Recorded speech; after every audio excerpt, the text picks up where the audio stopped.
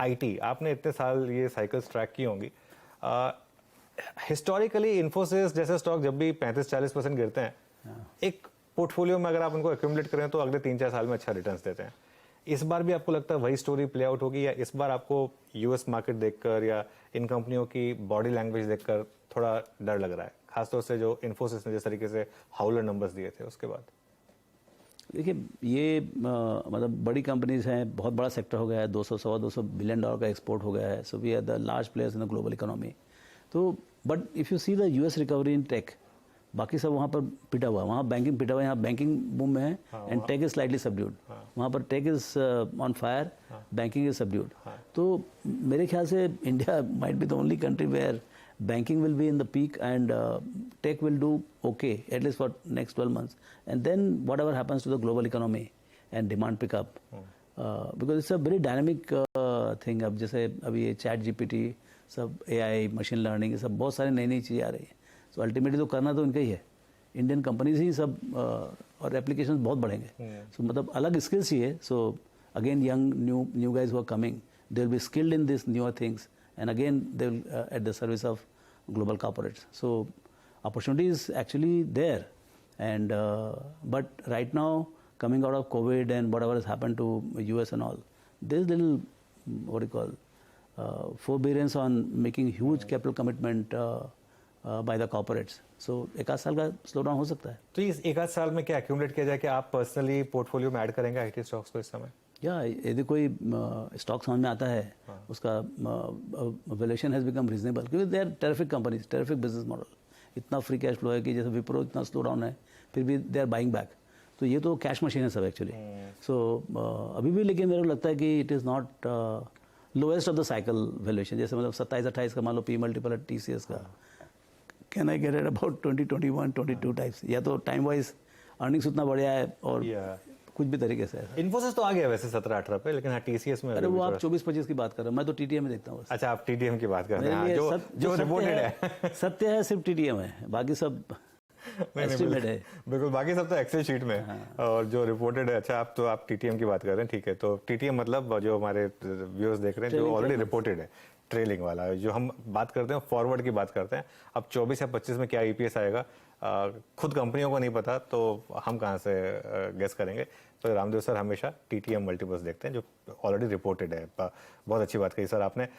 ये मैं इसमें एक चीज़ मुझे याद आ रही है, पिछली बार आपने कहा था कि वो चीज़ों को खरीदना चाहिए जहाँ पर पेसिमिज्म बहुत हाई हो और जहाँ पर आपको लगे कि अब वैल्यूएशन बहुत सपोर्टिव हो गई हैं। आपने एग्जांपल्स दिए थे न्यू एज कंपनियों के, और वहाँ से हमने एक उस बास्केट में एक शानदार है ना, अच्छा रैली देखा है। पेटीएम है, इवन जोमेटो है, पॉलिसी बाजार है, उसमें बहुत बड़ी रैली आई है।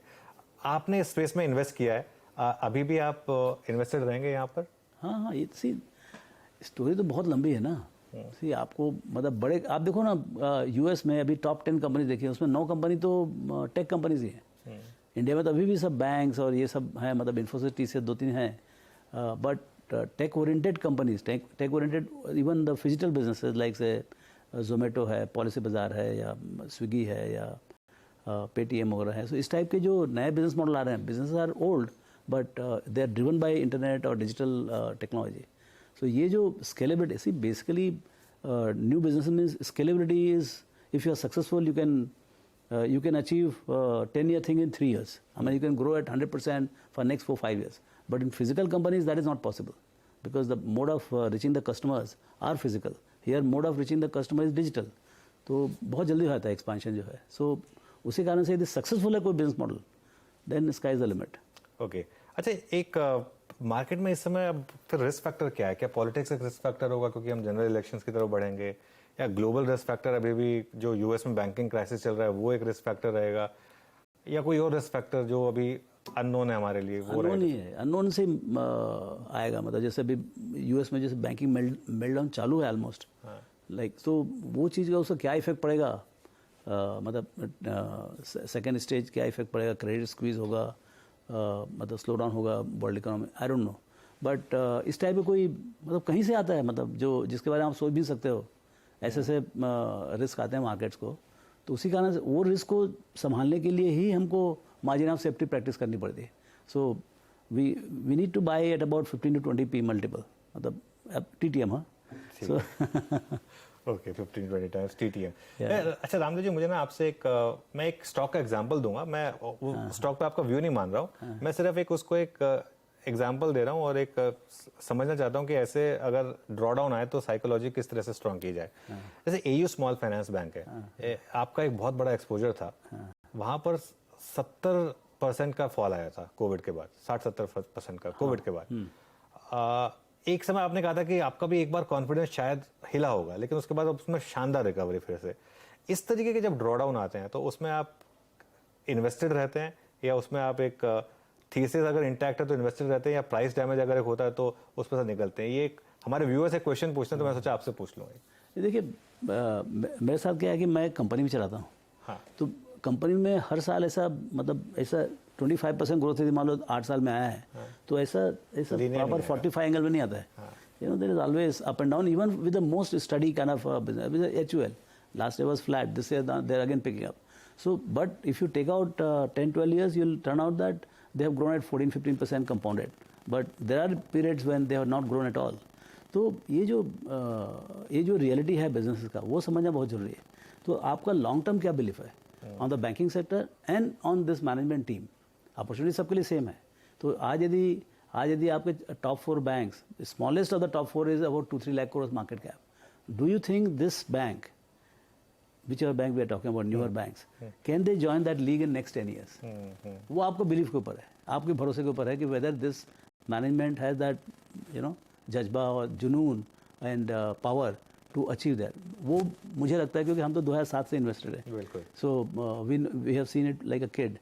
तो वो हमको भरोसा है. अब वो भरोसा जो है वो सही निकले गलत निकले वो समय बताएगा. अच्छा निकलेगा तो आप 5 बार मेरे क्वेश्चन पूछो, खराब निकलेगा तो बोलोगे भाई गया, स्टोरी इज गॉन करके. तो ऐसे होता है. इट्स अ प्रॉब्लिस्टिक इवेंट, 100% नहीं बोल सकते हो जाएगा, बट मुझे लगता है कि it is a 90%, 95% chance that story will pan out. ठीक है. देखिए, बार एक्चुअली सिर्फ एक एग्जांपल दिया गया था. AU स्मॉल फाइनेंस की बात हुई थी क्योंकि वो रामदेव सर ने प्री IPO से उस स्टॉक में इन्वेस्टेड रहे हैं. अच्छा सर, क्योंकि आप रिजल्ट की बात कर रहे थे, आपके खुद के नंबर्स इस क्वार्टर के आए, एक बार जरा उसकी बात भी कर लें. क्या हाईलाइट रही और क्या आपका आउटलुक है आगे जाकर? See, Motilal Oswal is twin engine kind of a company.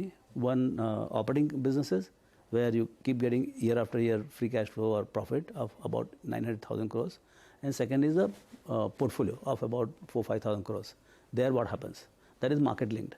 तो जो पहला वाला जो उसमें 6-7% growth है on the overall profits about 930 crores, or so that operating has done okay, because that is also linked to the market. When market does very well, your transaction revenues, everything is very high, and even the brokerage on a higher value is higher.